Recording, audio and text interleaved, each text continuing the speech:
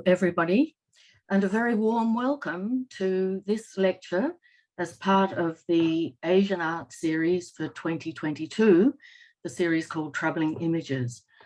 My name's Anne Proctor, and I represent the Vis Asia part of the Art Gallery of New South Wales, which has been very happy and pleased to be a supporter of this series of Asian art lectures, and in particular this year's lectures called Troubling Images, and we're going to hear the second in the series today. And a very warm welcome to Professor Thi Phu from Toronto. And it's such a pleasure for me, having had a great interest in the art and culture of Vietnam for many years now, to be able to welcome you and to look forward to your lecture, which was entitled Warring Images, Vietnam Pictorial and the Colors of Socialist Futurity. And I'm happy to hand over to our wonderful convener of this series, and we really thank him for his wonderful connections and ideas, for coming up with these great speakers and great ideas. So I hand over to Olivier Krischer to give a formal introduction to Professor Thi Phu, and welcome everybody from near and far. Thank you. Thanks so much, and it's very generous. I'd like to begin by thanking Vis Asia and all of our partners. So since 2017, the Sydney Asian Art Series has been presented in partnership both between the Power Institute, the China Studies Centre at the University of Sydney, but especially with support from Vis Asia at the Art Gallery of New South Wales. It's my pleasure to welcome you as convener of the Sydney Asian Art Series. And I'd like to begin, of course, by acknowledging that and paying my respects to the Gadigal and Wangal people of the Eora Nation. So the university is on Gadigal land, mostly in Sydney at Camperdown, and I live and work on Wangal lands here on the south side of the Parramatta River. I extend this acknowledgement to all First Nations peoples, and I'd also in particular today, I'd like to recognise that many colleagues at the university are currently on strike as part of a large industrial action as well. And one of the key reasons for this action is actually enforceable targets for the employment of First Nations colleagues to join the university. So I think it's important to acknowledge that. The action seeks to address ongoing casualizations, forced redundancies, excessive workloads, and the erosion of research teaching balance. And I will put a link if people are interested to know why this action is happening, and it may be affecting and things that you do. I'll put a link here to explain that. I will also say a little bit about our theme this year. So the theme for Sydney Asian Art Series is Troubling Images. And this theme intentionally works in two directions: to recognise the continued capacity for images to be troubling, to unsettle us in the sense of challenging or upsetting our expectations and assumptions on identity, on history, on what we think of as truth, the real, justice, belonging, all of these and much more. But also, troubling images refers to the ways that the research of these four scholars in our series this year unsettles or challenges existing approaches to photography, to photo studies, to all that might include, especially research in and from Asia. And so that's a very short kind of introduction to, I think, a very broad topic indeed. Today, it's my great pleasure to introduce our second speaker for the series this year, Professor Thi Phu, with special thanks to Thi for joining us from quite late in the night in Toronto yesterday.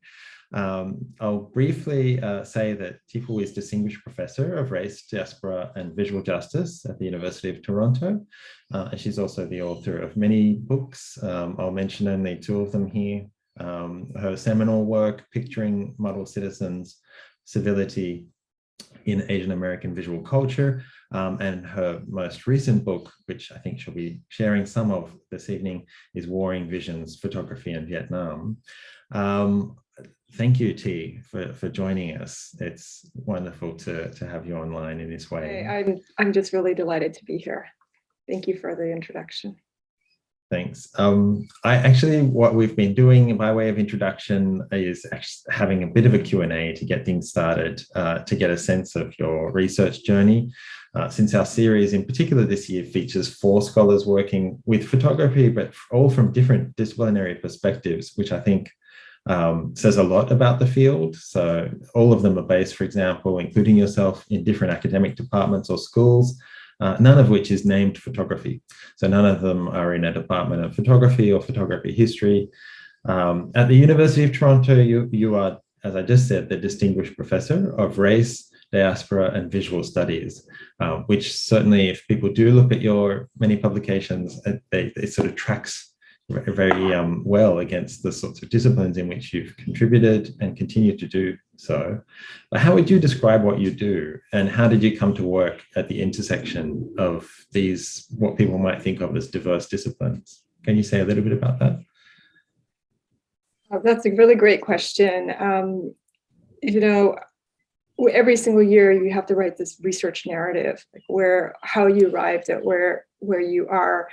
And it was one of those challenges about, well, all these years, what is it that brings together all of these different projects? And that's when kind of this opportunity came up, the particular kinds of titles. But I started out actually in literary studies. All 3 of my degrees are in literature, and specifically American literature. So if it might seem strange for me to be working in photography studies, and I'm sure that many people in the audience might come at photography from different backgrounds and perspectives. So what literature taught me was how to look closely, how to read, how to close read. And I came at it at a period before visual studies had consolidated itself. And so there was an openness to kind of the field. My sense of feeling like an interloper, an outsider, was, initially challenging, but I think it presented itself as an advantage. I wasn't asking the questions of photography that I imagine people interested in kind of an art historical perspective might do, questions solely about form. I was interested in questions about power. I was interested in questions about, that have since kind of been established as the core questions. Who gets to look? Increasingly, what is the right not to be looked at? Questions about the perpetrator, and whether or not by taking up the invitation to look at unjust images, whether or not you're perpetuating injustices. So I always wanted to look at subjects that are outside the frame, or questions that get obscured by having kind of the most obvious, the most prominent issues being foregrounded within the frame. So what gets obscured by this hypervisibility, those are some of the key elements. And I think that coming at photography outside of photography studies helped me to be able to do that. It's interesting how these sorts of questions now are, of course, so pressing within what we might think of as photography studies proper, and indeed art history or visual studies. I'm interested in the way your work also has attended to embodied forms of subjectivity and photographic experience, effective kind of qualities of the image. Your book, Picturing Model Citizens, even in that is a book from 2011, it discusses civility as a sort of gesture and action, the haptic versus the optic, and you kind of draw attention to these in the images, in, I think, a really sensitive reading of some of this work, archival sort of imagery as well. And your Feeling Photography co-edited volume with Elspeth Brown gathers essays exploring the affective or tactile qualities of photography, the way that we feel photographs, based on what might be a sort of early querying of the medium in Barth's famous Camera Lucida. And I thought the gathering of essays there is very revealing for anybody interested in Barth's work. What are the threads that join this earlier sort of work about sort of the haptic, the felt in photography, to your sort of current book, Warring Visions, which you'll speak about tonight or this morning. Which considers photography from the experience of, say, refugee, migrant, or diaspora experience. So what's the thread joining these for you? If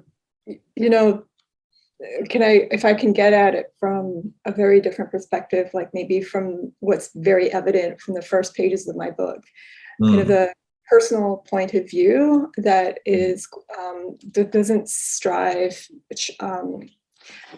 to kind of project a scholarly detachment that is reached of all emotion, the kind of assumption about what constitutes academic discourse that I had internalized earlier on in my career. So so that is kind of perhaps the trajectory I was going with. For the longest time, I didn't feel equipped to write about something that was so personal.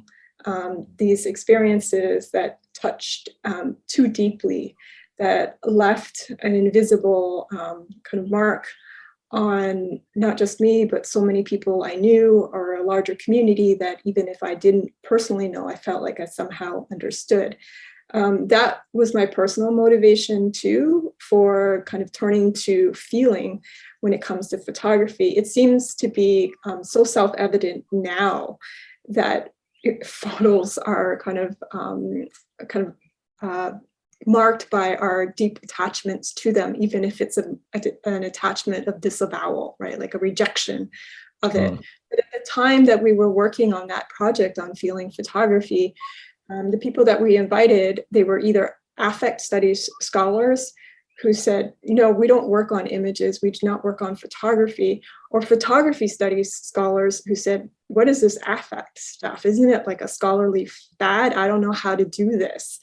So it seems quite remarkable to be where we are right now, where this is a given. At the time, it was incredibly difficult. And I think that maybe this is kind of a marker of where one knows that one is onto something that everyone doesn't know. But yeah, it seemed like our sense of it was like, oh, this is really important to think through. In reflecting on feeling photography, I've often said that it was ironic that I would become kind of known, I say it jokingly, say, as the feeling person, when I don't know how to feel in public. I've been trained to like kind of present in an even civil manner, because that's the way in which one speaks. But over time, I've started to appreciate better how feeling can drive critical inquiry and discourse. And so this is where this is what led me to this particular project, where the personal and an attachment to the object of study are by no means a disqualification from being able to ask the questions that I've asked. I find that so kind of liberating as well to hear the personal and the academic. I think many of us working in visual studies struggle with where to draw that line and how to and not. I have many other questions. I hope we have also questions from our audience. Just on housekeeping on that regard, I will moderate a Q&A after T's talk. And so please do post your questions to the Q&A. And we'll be able to hopefully get to some discussion.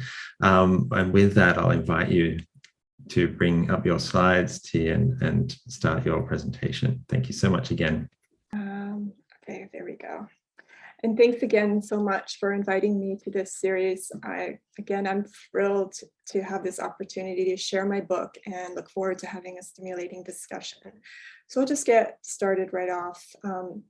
The war in Vietnam is considered a watershed in media history, particularly when it comes to broadcast and print communications, contributing as it did to the golden age of television. Not for nothing was it called the living room war. The war in Vietnam was a highly visible war. Even when troops were still on the ground, the public intellectual Susan Sontag remarked in her book recounting her trip to Hanoi that images of Vietnam had shaped her perceptions of this country. I dare say that those of us who, like me, didn't live through it, who have no direct memory of this war, have seen it. It's not hard to miss given the proliferation of iconic images that have taken on a life of their own. So much so that artists have reflected on the cultural afterlives of these images. Sorry, this is slightly out of order. There it is, the iconic images. So much so that artists have reflected on the cultural afterlives of these images. Most notably, this past August, Pakistani Human Rights Minister Shireen Mazari lit up Twitter when she posted a combination photo evoking parallels between the chaotic evacuation of Kabul, Afghanistan, and Saigon, Vietnam. This analogy suggests the continuing potency of images of Vietnam as a visual touchstone for subsequent wars. I'm curious about these invocations of the historical, which put into pressure histories of Vietnam as an event whose pastness has not been resolved nor put to rest.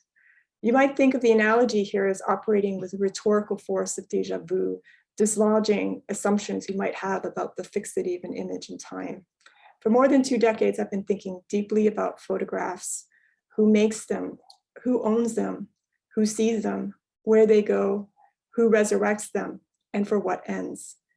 These are complex matters, which is why I've long chafed against critical commonplaces about photographs, particularly breathtakingly reductive assumptions about the capacity of one image to end wars, of one image to shift the tide of history, of one image to change the world. If only it were so simple. The images I grew up with and the stories they hinted at don't align with the meta-narrative about this war, which has become deeply sedimented. This singular story focuses on the American experience and attends to the humiliation of US military defeat and of the possibility of moral redemption through humanitarian rescue of South Vietnamese refugees. I dare say that we have all heard this story, which circulates as the definitive history of the war in Vietnam. But it's an incomplete story crafted from an incomplete visual record based on images produced largely for the Western press by heavy hitters such as the Associated Press and Time Life. This story is preoccupied with an American view that's humiliated, anguished, and traumatized. This story gives short shrift to the perspectives of Vietnamese individuals and communities who wanted to photograph and who desired photography. The Vietnamese also made, shared, and circulated images among themselves and for a global audience for their own purposes in ways that intersected with and yet remained distinct from American perspectives. So for a long time, I sought to find words and to lay claim to archives, to see Vietnam and to trace its histories in a way that could take account of not just what the US and its allies perceived, a way of seeing that has, through the benefit of a powerful culture industry, shaped what critics describe as an American worldview, one that has asserted a potent form of soft power. I was moved to write my book because I kept thinking there was more to the picture. I sought to account for Vietnamese perspectives and the connections between these two perspectives. My book asks, how might other histories of the war in Vietnam unfold if we look and listen differently? My book, Warring Visions, provides a new visual history of this prolonged conflict. To trace this new visual history, I draw on diverse methods. In addition to examining photojournalistic works with a focus on discourse and visual analysis, I traveled to Ho Chi Minh City and Hanoi, where I conducted oral history interviews with veteran communist photographers. I also conducted archival research in the US, Canada, and Vietnam, but encountered a problem because when it came to documenting the visual narratives of the South Vietnamese, the side that lost in 1975, archives have posed this challenge because of their fragmented and messy state. The problem with losing a war and a nation is that one's account rarely registers in official records. In the US, where Vietnam serves as a sore reminder of military defeat and national humiliation, public memory remains preoccupied with American experiences and largely indifferent to Vietnamese experiences.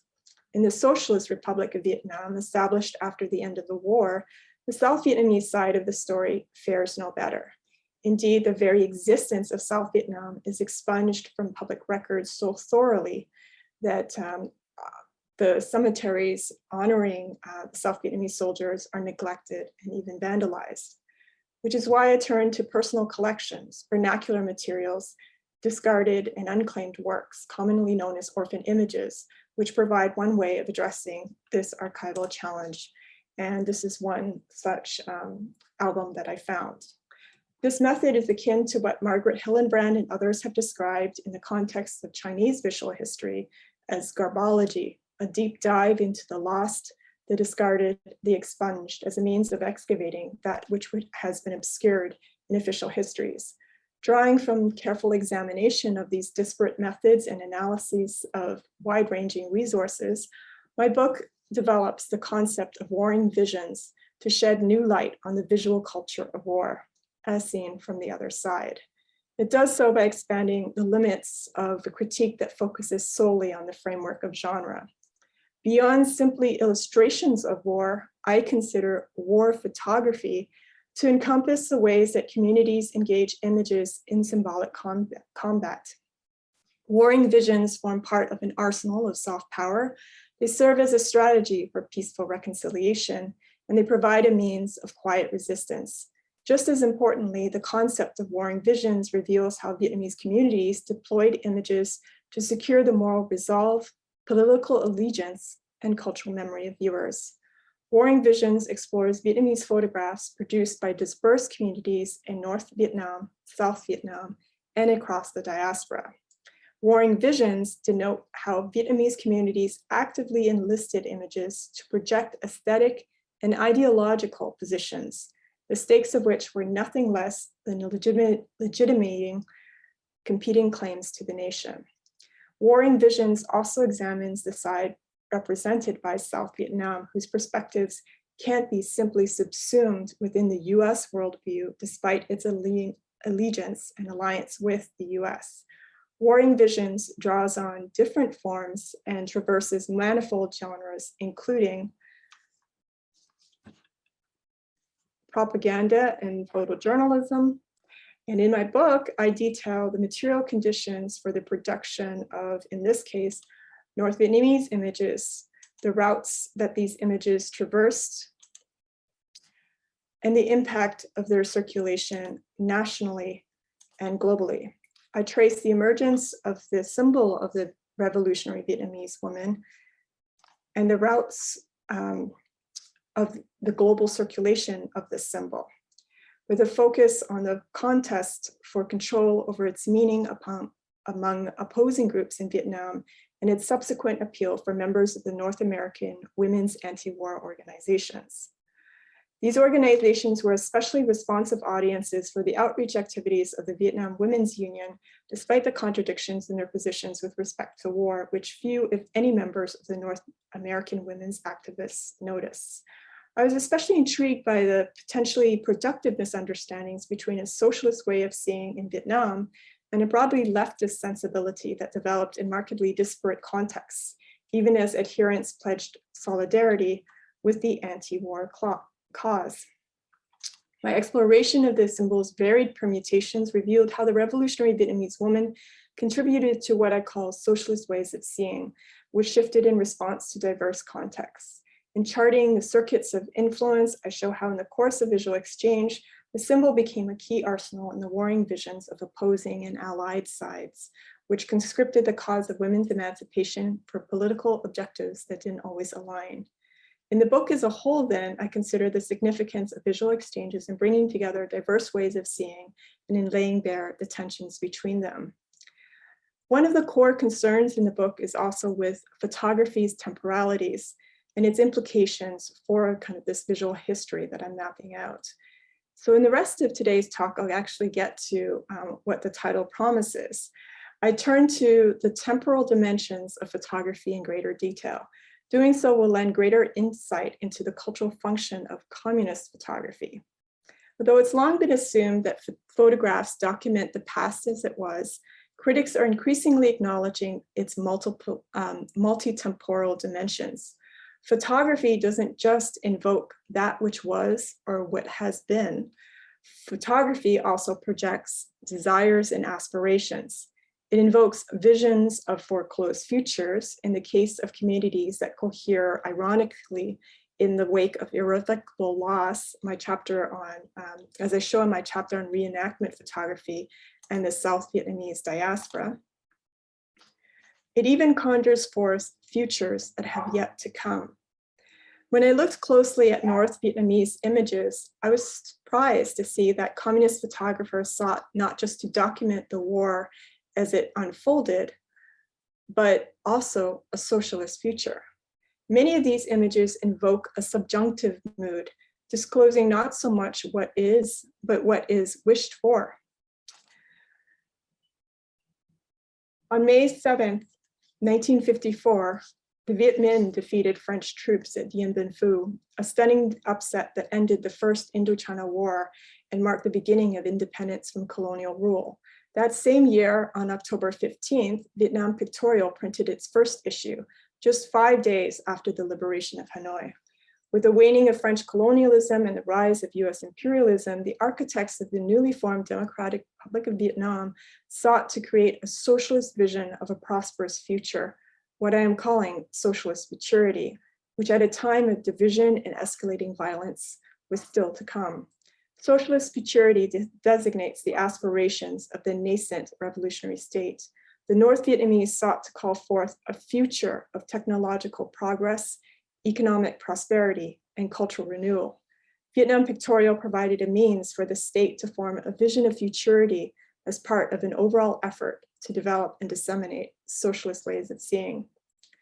I draw on the notion of socialist ways of seeing from Chinese art historian Xiaobing Tang, who contends that the phenomenon he called socialist visual culture is important because, quote, it expressed a critical awareness of the relationship between the visual and social transformation.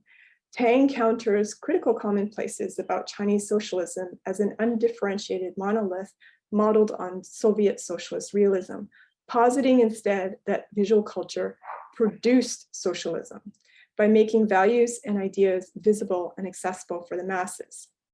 The North Vietnamese developed their own approach to socialist ways of seeing, which were shared and re-envisioned through visual exchange, a process that facilitated multi-directional influence and cultivated solidarities among local and global communities. Illustrated magazines played an integral but little understood role in this process. The issue of a 1973 cover shows the reciprocal ideals that underpinned exchange. On this colorful picture cover is a picture of Afro-Asian Fellowship, which features renowned Black activist Angela Davis greeting a revolutionary Vietnamese girl. They extend their arms outwards, smile, and hold each other's gazes. Inscribed on the cover in red cursive script is a pledge of solidarity, which Davis signed and dated from her exile in Berlin. Quote, in the spirit of our eternal unity and our determination to bring US imperialism to its knees throughout the world. The cover demonstrates that the North Vietnamese watched and reached out to potential allies in the world with as much keen interest as the world watched them. Though Vietnam Pictorial featured predominantly Black and white images in its first few decades of publication, color entered the picture from the very beginning. Most conspicuously, the bright, eye-catching masthead, which was printed variously in red, blue, and yellow, showed that color printing was possible, even if sparingly used in a magazine, likely due to prohibitive costs. Between 1954 to 1975, the Illustrated magazine drew on photography to bring into focus a vision of nationhood on the heels of victory over French colonial tyranny and in defiance of the US and its colonizing aspirations.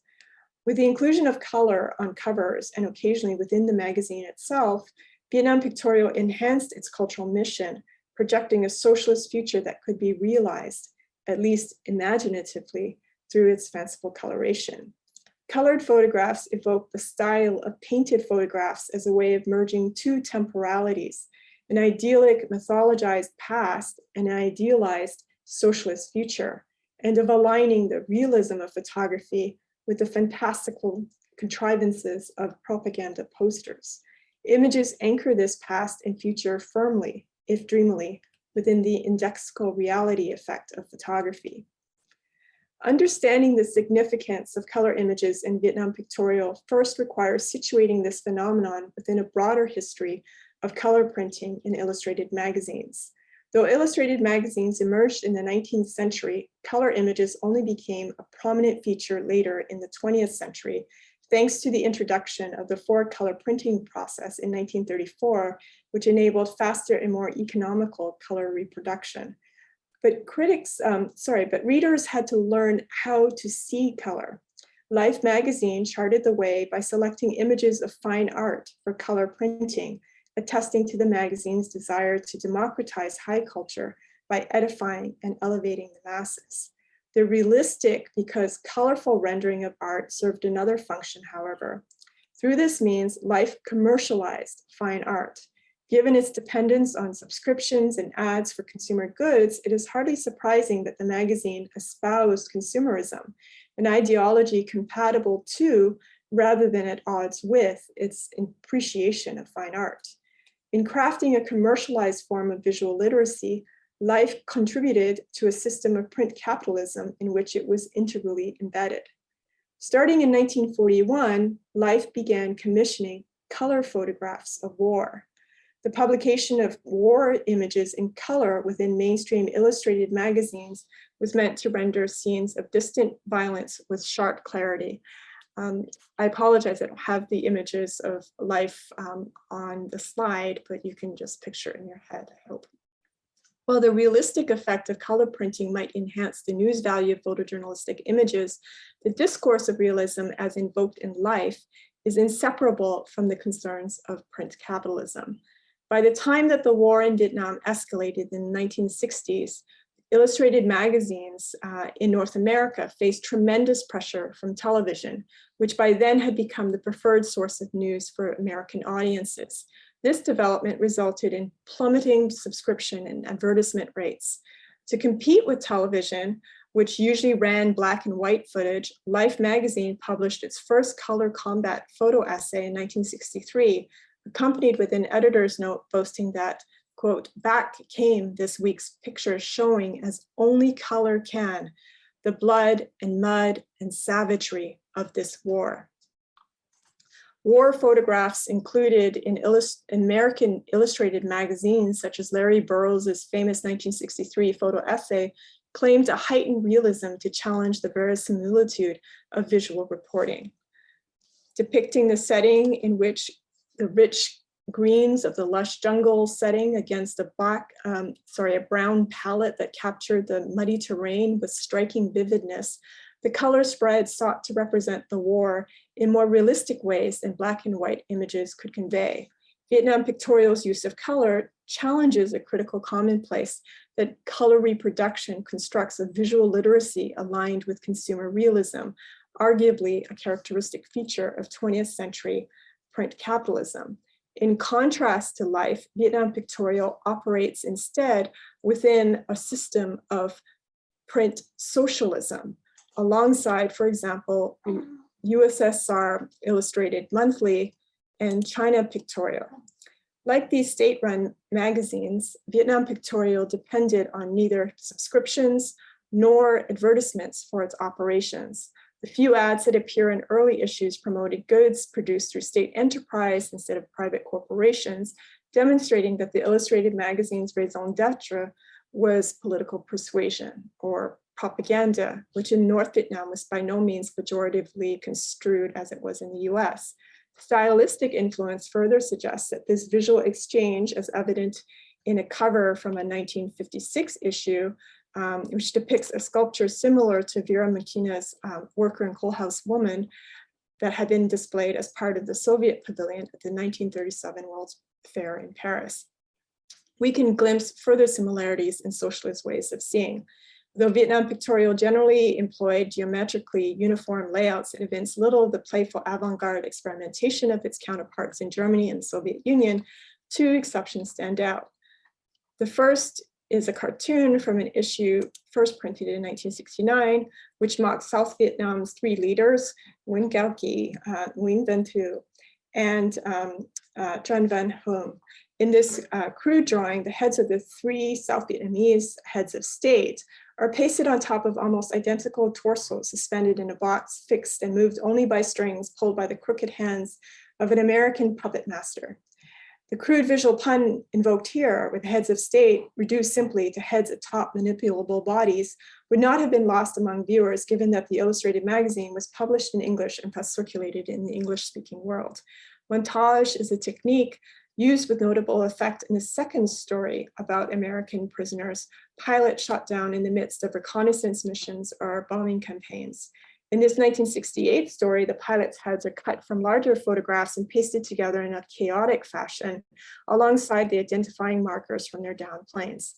This maudlin array of headshots draws on the layout to piece together a story of wreckage and reassembly. Contrast this with another spread, not shown here, that gathers together the pilots' ID photos laid out in linear uniformity, so much as a set of mugshots would be, as a judgment of their criminality. These comparisons point to overlaps in technique and layout, suggesting visual influence as well as commonality in socialist ways of seeing across Soviet Union, Vietnam, and perhaps even China. The extent of which, however, remains unclear until more archival material becomes available. What we can discern based on accessible records is that when it comes to color printing in Vietnam Pictorial, color images in the first 2 decades of publication are seldom rendered with regard for the realistic effect that US advertisers and others sought when they turned to color printing amidst an overall prejudice that the inclusion of color trivialized serious matters. Consider, for example, the first issue of Vietnam Pictorial, the first cover of Vietnam Pictorial that actually appears in color, which was published in 1957. One cannot tell by looking closely at the cover whether it is a copy of a painted photograph or a black and white photograph that has been colored through the halftone process of reproduction. However, to my knowledge, it's not possible to tell that unless you actually have the original cover. But to my knowledge, no original print exists. What is certain, though, is that this cover makes no attempt at the realism that Larry Burroughs strove for in his groundbreaking photo essay for Life magazine. Rather, this Vietnam Pictorial cover deliberately strives to achieve the effect of a painted photograph. This is obvious in the unrealistic colors and the incongruity between the opacity of the blooming flowers and the transparency with which the children's flesh is rendered. Indeed, most of the color images in Vietnam Pictorial evoke this effect of a painted photograph, at least during the early years of publication. This effect is especially noteworthy when one flips ahead to 1973. In the image that I showed earlier, the cover featuring Angela Davis, when color is rendered seemingly more naturally in a manner consistent with what we've come to expect of color photography. It may be tempting to dismiss this effect of the painted photograph as poor work, particularly when it comes to the colored cover of the Playful Children. However, the evidence of other finely rendered images demonstrates technical ability. To dismiss this effect of the painted photograph as lack of skill because of its obviousness is to miss the point, which is that color is applied in a conspicuously contrived style. Whether to suggest deliberate amateurism or to highlight fantastical qualities or to achieve a painterly impression reminiscent in mood to propaganda posters, thereby suggesting continuities between photography and poster art. Part of the reason for this contrived quality is easy to explain. Bright colors make for more attractive and striking covers in Vietnam Pictorial. This may also provide a commonsensical reason for why images of beautiful women portrayed in color frequently adorn the magazine's front and back covers. As I explain elsewhere in the book, photographs of women adorned North Vietnamese propaganda as discourse about the revolutionary contributions of women enabled aesthetics to enter the picture, because otherwise aesthetics had been dismissed as a bourgeois indulgence introduced by French colonialism. However, it is not the only, this interest in kind of slipping aesthetics in is not the only way of accounting for the use of color here. A close look at the contents of Vietnam Pictorial alongside its covers reveals that it was not just any kind of image that was colored in an embellished style, but most often those that underscore the theme of socialist futurity. Color accords with a fantasy about the future. The magazine drew on photography's indexical qualities, its capacity to capture that which was, to render, in other words, this fantasy in a plausible way. The brilliance of the magazine's color images suggests multiple temporalities, an as if, or rather what will be, which establishes its viability through the irrefutability of the indexical as is of photography. A range of images illuminated the technical dimensions of the fledgling nation's aspirations. Factories aglow with transcendent light reflected off polished chrome machines, scientists in luminous white pouring studiously over their instruments in gleaming laboratories, laborers radiant with pride over skilled work. Vietnam Pictorial's vision of futurity invokes socialist realism's cherished themes of industrialization and collectivization. Although Vietnam Pictorial harnessed the reality effect of photography to project these themes, the undisguised contrivance of colorization enhanced this reality. Color helped re-engineer the past, renovating and repurposing colonial artifacts for revolutionary ends. The back cover of a 1973 issue features a photograph credited to Ho Hai, which details the repair and rebuilding of Long Binh Bridge, the storied structure that spanned the Red River connecting two Hanoi districts together and more significantly linking the capital city to the port of Haiphong, a strategic military location. Constructed in 1899 to 1902 and first opened in 1903, the Cantilever Bridge was an engineering marvel, the largest in Asia that ushered in a new century of modern development that is often credited to the French.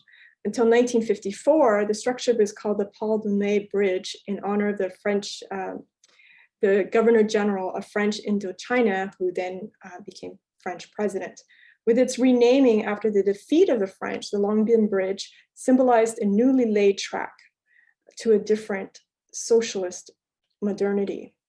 An alternative to capitalist modernity, which advances free market enterprise while depending on the extractive and exploitative practices of colonialism as a path to progress, socialist modernity seeks or struggles to chart a path to development through state-sponsored projects and industry. The significance of Long Binh Bridge as a strategic target for its proximity to Haiphong and as a symbol of social modernity through rebuilding was not lost on American military strategists who in 1967 started targeting the critically positioned bridge for unrelenting bombardment. The fence and tireless rebuilding of the bridge accordingly became a vital and enduring part of Hanoi's identity. So when this photograph appeared on the back cover of Vietnam Pictorial, the DRV had already laid out a blueprint for revolutionary reconstruction. In 1973, when the Paris Peace Agreement was signed, officially ending the war in Vietnam, it seems only fitting that renovation efforts centered on the bridge. Significantly rendered in color, reconstruction of the bridge marked a transformation of its colonial origins. Color lent definition and vibrancy to reality that appeared rooted in the present and yet was still to come. Vietnam Pictorial also emphasized the theme of socialist futurity through its focus on children, particularly members of young pioneers whose scarlet scarves singled them out in communism's familial discourse as it is especially significant that the first colored photograph, colored cover, features children at play in a meadow of incongruously large, fantastically colored flowers. This is a fantasy about the socialist future. Given the magazine's emphasis on futurity, it may seem strange that the other group of color images depicts agrarian scenes. Appearing inside the magazine, the photographs are awash in the sentimental flush of timelessness. When farm boys ride water buffaloes, peasant women contemplate a golden harvest, or rest joyfully or smile as they ferry an abundant crop to market. As such, they seem to point nostalgically to a past far removed from the metallic radiance of a triumphal future to come. Stylistically, they resemble brilliantly hued propaganda posters more than the sedate monotones of the documentary photographs that the tints covered over.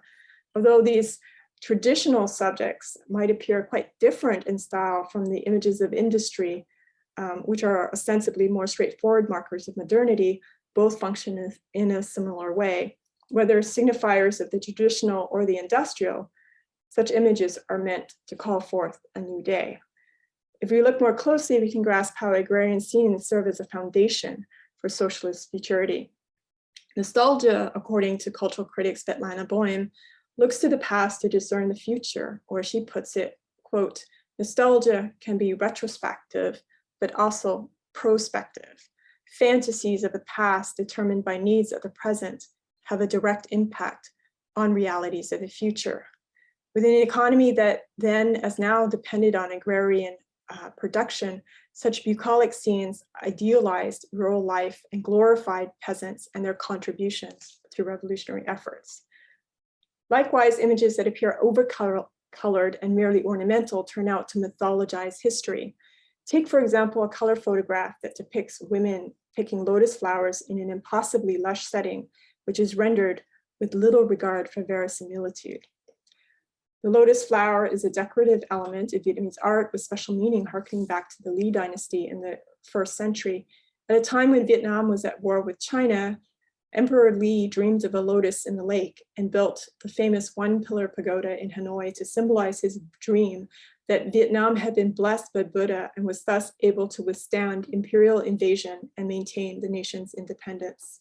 The magazine presents these decorative, colored photographs in manner consistent with the Communist Party's practice of absorbing and mythologizing Vietnam's thousands of years of resistance against foreign invaders as a foundation for its revolutionary mission. The colored photographs feminize the qualities of purity and beauty, assigning to women the responsibility of cultivating a sacred national destiny. The colored photograph thus rendered a Buddhist symbol legible to a specifically Vietnamese context. Just as importantly, we can also discern the intricacies of localized renderings through the painterly qualities of the colored photograph. As this image shows, the use of color in the magazine advanced the ideological needs of the state that published it. Put simply, the magazine adapted color to suit local contexts, an application that suggests a distinct approach. For Vietnam Pictorial, a socialist way of seeing also entailed surveying the nation in full. In this sense, the magazine's original name, Hình ảnh Vietnam, or Images of Vietnam, was quite literal in meaning. But the initial title also had a symbolic meaning. By invoking images of Vietnam, the magazine promoted reunification with South Vietnam, particularly as hostilities against the US escalated with the start of regular aerial bombardment campaigns against the North. Images of Vietnam projected a vision of a reunified nation that had still yet to come. Within Vietnam Pictorial, editors took pains to assure readers that contributing photographers came from and ranged widely among the far-flung regions. The magazine's photo spread symbolically sutured the nation together. Given this important function, it is unsurprising that images included in these visual stories were selected for coloring. These color images featured picturesque landscapes of fertile valleys, sparkling rivers, and lush gardens. So considering the ways then that the magazine played with color photography, it is only fitting that while Vietnam Pictorial was not Vietnam's only illustrated magazine, legend holds that it enjoyed Ho Chi Minh's enthusiastic support. Prior to establishing the DRV in 1945, Ho Chi Minh led a peripatetic life and worked a number of odd jobs. In an intriguing twist, during a stint in Paris sometime in 1915 to 1917, he helped restore images as a photo retoucher. Although Ho Chi Minh was only paid modest wages, his biographers note that photo retouching contributed to his revolutionary activities, for this work funded the publication of tracts attacking the brutality of the French colonial regime in Indochina. According to legend, this experience with visual restoration led him to grasp photography's political potential. As the magazine began to tint and layer, it displayed in full colors a vision of the nation's future. Thank you. Wow, thank you so much, T. We also have a good amount of time for questions and discussion, which is great. That is wonderful. We have a couple of quite potentially larger questions. And the first one does segue with one of the things I was going to ask you about, which is about sort of connections across the Soviet or socialist world visually. But I'll jump into this question first, see how we go from there. Would you like to comment, it says, on notions of transformational futurity visible across the global South over the 20th century? What can we learn from consideration of such futurities premised on socialist, technological, mixed economy, or sometimes even magical transformation? Is it even useful to make such considerations across histories and geographies, or are they best understood in individual particularity? So if you want to read the question, you can click on your Q&A button on the bottom of your screen to bring that up. But essentially, what do you see are the potentials or the use of looking across these sorts of experiences in the global South? Thank you so much for this question. And it's actually a huge question. I'm not sure I can do justice to this. When in part, I think because these particular histories are global histories, that this revolutionary mission went by the name of a certain form of national sovereignty, but nevertheless, it had to unfold through kind of the development of kind of an internationalist vision that the story that I'm telling about kind of this version of Vietnam, like exploding Vietnam, all of these like north, south, diasporic, intricately connected to the United States, as well as to various kinds of allies, that it can't just be kind of a national or a regional narrative, but it needs to gesture towards all these other things. Can the project of talking about transformational futurity visible across the global South over the 20th century, as articulated through photography, is an important project. This book doesn't do that. It can't. No one book can possibly do that. In part, it was through kind of the sheer difficulty of being able to answer some of the questions that I had posed. Like, what happened to those images when they left Vietnam? Where did the cameras come from? Where did the film come from? Where was it shown? Which exhibits were there? And I had a sense that some of the cameras were coming from China, in South Vietnam, local photographers were drawing on their connections with the US military in order to get their film printed in Thailand and so on. So this larger narrative, I couldn't answer those questions because I kind of alluded to it, personal archives, not yet fully consolidated, official archives, incomplete, kind of the growing understanding of photography in the socialist world, still in development, not to mention kind of I wouldn't want to even call it a comparative, but kind of a collaborative history of these visual exchanges is still underway.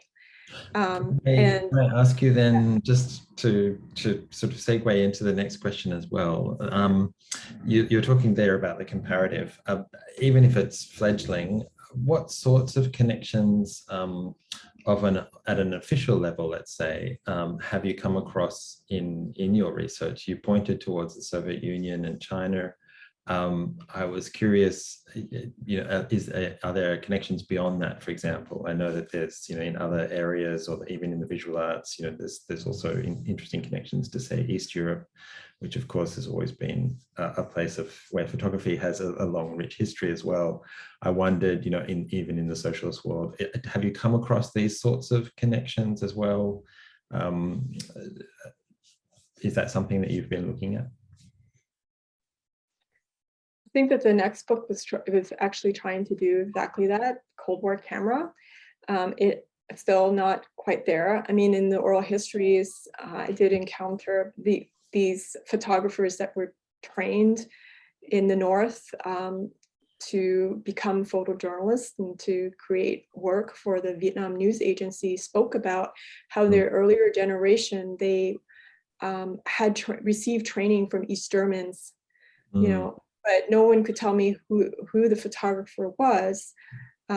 So that kind of work in German archives, in I'm not sure how much work can be done in Russia right now, but in those regions needs to be done. But people do occasionally, after reading my book, ask me about, say, photo of a revolutionary Vietnamese woman. How did that end up in, say, Cuban archives? And I suspect the answer is because they were so keen to share those images. They produced those images to the socialist world. So it requires going into those archives and better understanding kind of how they ended up there, and seeing from the other perspective what was meant, what was intended through the production and circulation in those areas. So I'm starting to see some of the picture, but that's where collaborative work is really important. That's kind of trumped one of my later questions about your next book, but maybe we can come back to that as well. I wanted to ask a little bit, because you mentioned vernacular photography, and I think that this is a really interesting aspect of your book, that it is reaching into archives that are by nature, by their very definition, kind of spread all over because of the community that you were also talking about, South Vietnamese. And how there's been such a push for archival work, and that doesn't necessarily serve the purposes of the kind of research that you've been doing, which I think is a really interesting point to tease out.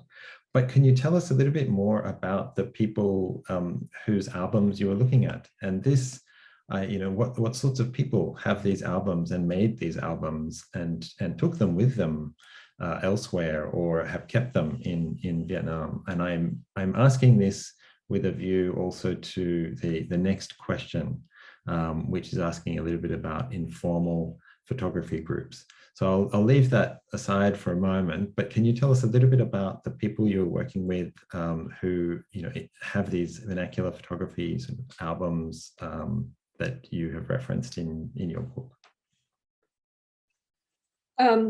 So there are multiple kind of sources. So the albums that I didn't realize I was a garbologist until I came across that term. The albums that I looked for in the vintage markets, because I had a hunch based on some of the things that other people had said, that people with kind of less desirable pasts in the revolution would needed to conceal it.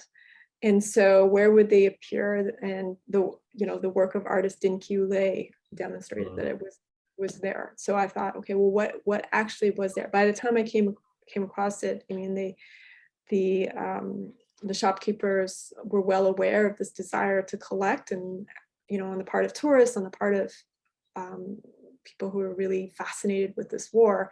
And so they were started to tear apart the albums, which makes it very, very difficult. Like this is a matter of like people wanting to collect archives, resulting in a destruction if you consider an album to be a particular kind of archival arrangement within kind of the space of a small album. So these were some of the things. But when I finally came across the military album, that was kind of a fascinating document. It was like an exception to all this, but then that led to kind of an interesting methodological problem of how to tell the story of a subject who did not want his story to be told, right? Who did not want to be identified. I mean, I could identify him, like, you know, it didn't take much to be able to sort this out. So I think that the story that be told there is a desire to suppress the story, to change the story.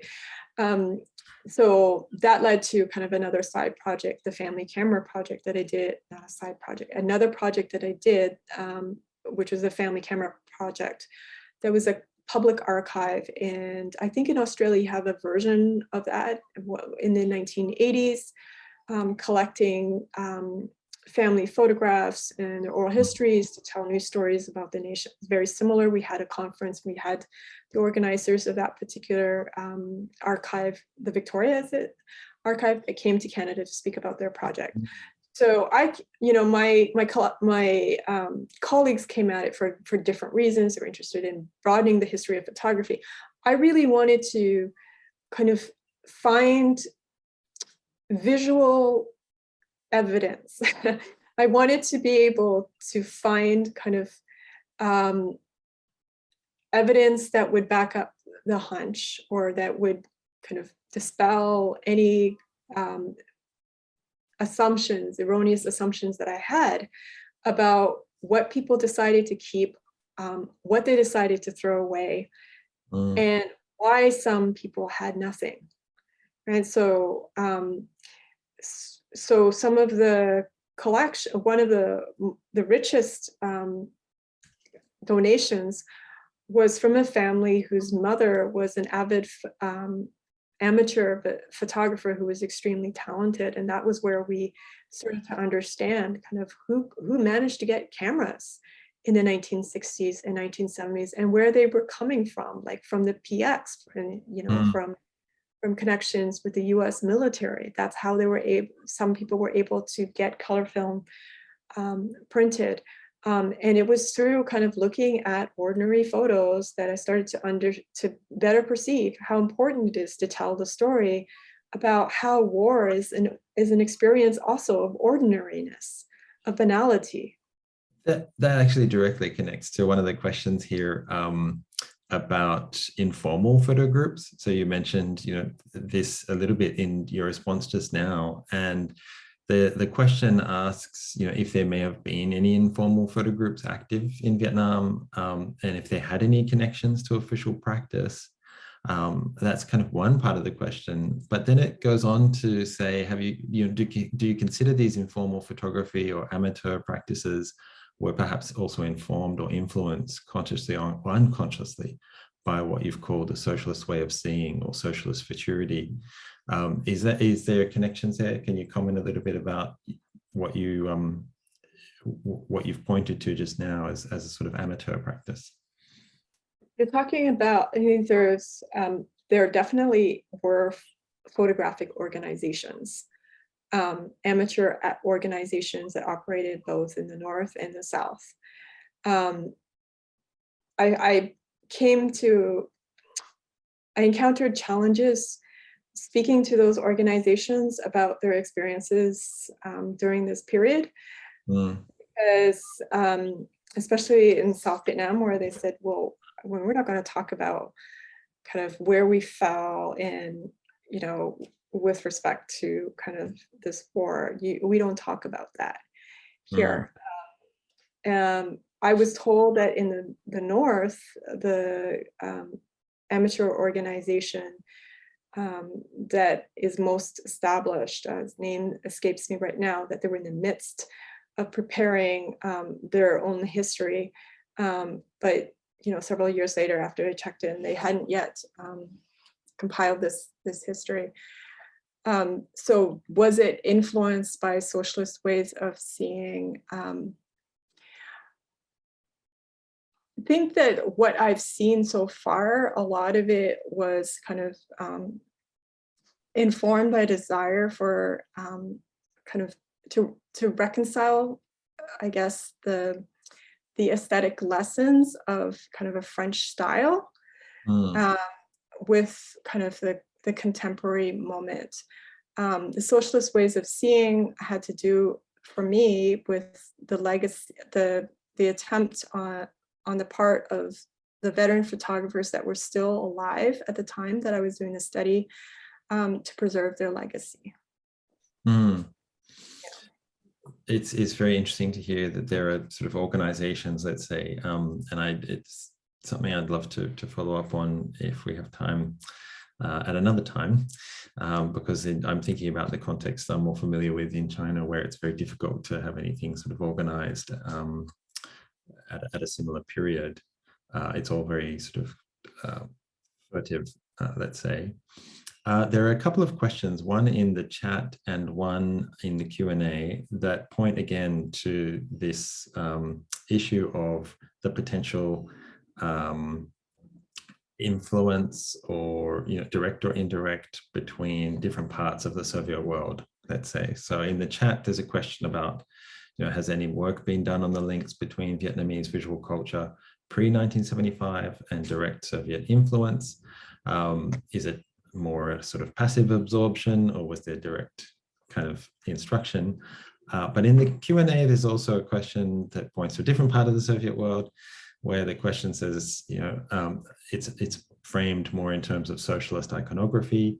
I wonder whether the editors, the publisher, identified any features or themes as uniquely Vietnamese. I guess it's a question about socialist national tension in this type of promotional imagery. Vietnam Pictorial seems to be extremely similar to Polska, an illustrated magazine about Poland published for an international readership.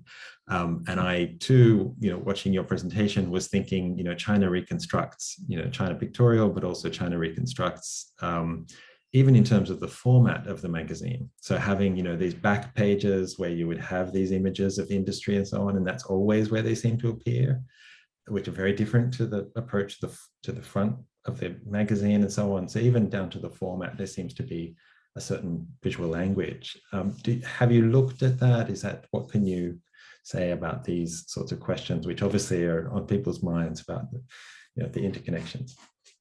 Yeah, these are like really great questions. I wish I had answers for them. I think that they're like, tomorrow there's going to be a conference on Cold War illustrated magazines.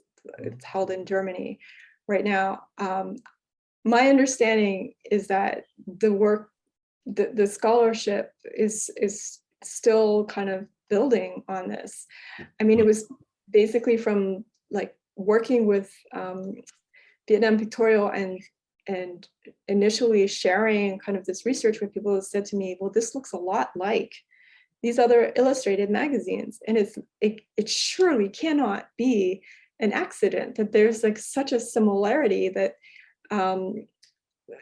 there must have been kind of this desire to be able to reach kind of in the case of Vietnam Pictorial, all I know for certain is that they wanted initially to reach the diasporic audience that was primarily in Vietnam, in France at that time, but the multiple languages in which it was printed demonstrated that it was reaching out to kind of potential socialist allies. And as I understand it, there's a very similar kind of motivation at work, but the size, the layouts, the consistency between them suggests kind of circuits of influence. Which circuit, with multi-directional, if it's one directional, if it was like a Soviet propagandist who was sharing kind of this notion of what illustrated magazines can do. I don't have kind of the documentation, and unfortunately the issues that I've been able to get my hands on of Vietnam Pictorial, they're not really reflective in their editorials about what they sought to do. And there is no, to my knowledge, no notes, no working notes from previous generations of editors. I guess these questions do, and I've been corrected on in the Q&A that it's not just Soviet, it's also socialist, as you pointed out. But it does point, I guess, or support this idea of a socialist way of seeing. I'm aware of the time. We have a couple of different questions, and I'll ask one because we're talking about the pictorial magazines that, of course, had, as you illustrated, a very high-end production. And you pointed to the fact that it's sometimes this exaggeration of color and so on. What we might see it as that is actually very strategic. So there's a question here pointing to the gap between the sort of high-end production of the magazines on the one hand and potentially poor treatment of images in the archive or in museums. And so the question says, I viewed the Museum of Revolution in Hanoi in 2009. The photographs on display were poorly printed, blurred, poor toned, not very well mounted. So they bubbled, highly curled at the edges, etc.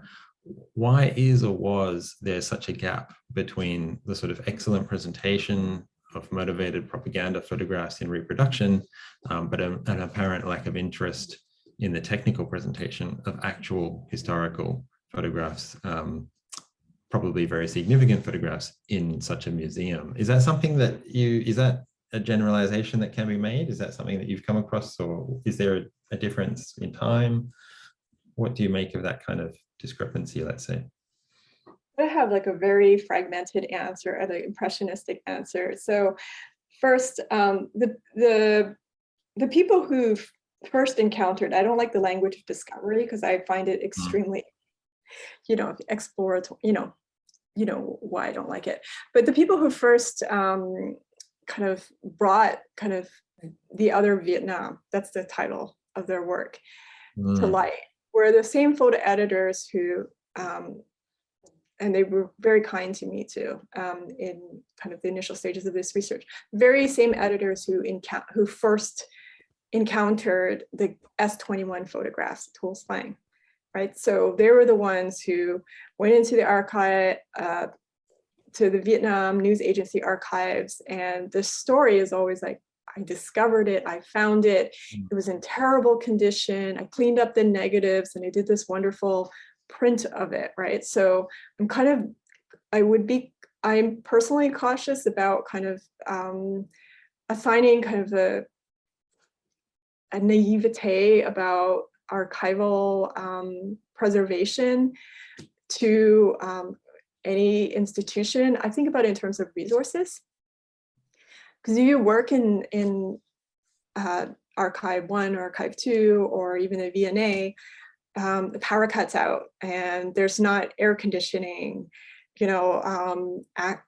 it's extremely humid. And when those very human conditions were extremely challenging to the production of photography in the first place.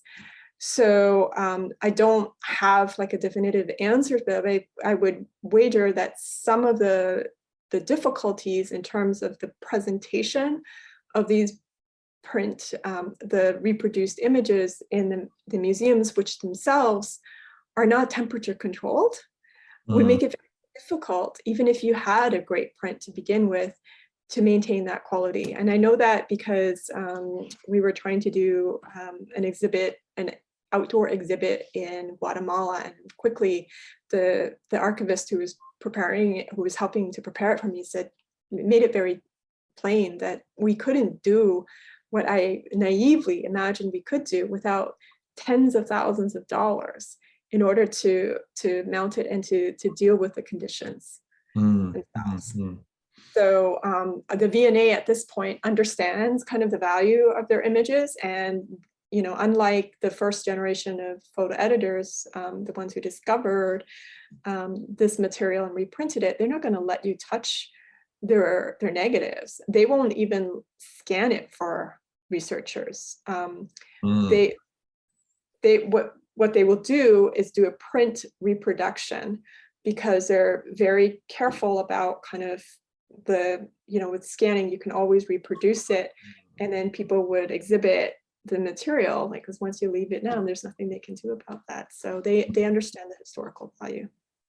Yeah, no, thank you. That's a quite well-rounded response. I think there's practical sort of issues. My curiosity then goes to whether the resources went into into pictorials because there was a strategic end that is now very different in some ways.